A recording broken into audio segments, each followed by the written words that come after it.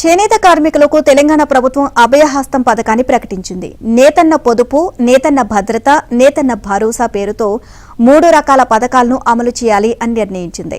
మార్గదర్శకాలు జారీ చేయడంతో పాటు నిధులు కేటాయిస్తూ జీవో జారీ చేశారు.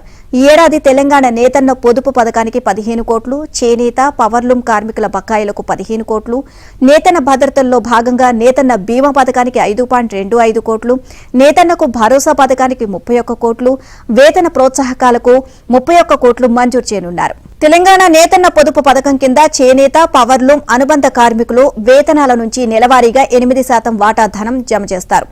దీని గరిష్ట పరిమితి 1,200 రూపాయలు. ఇందుకు ప్రభుత్వం 16% అందిస్తుంది. తెలంగాణ నేతన్న భద్రత పథకంలో నమోదైన కార్మికుడు ఏ కారణంగానైనా మృతి చెందినా 5 లక్షలు అతని నామినీకి అందుతుంది. ఈ పథకంలో 65 ఏళ్ల గరిష్ట వయో పరిమితిని ఎత్తివేశారు. 59 ఏళ్లు దాటిన వారికి ఇది వర్తిస్తుంది.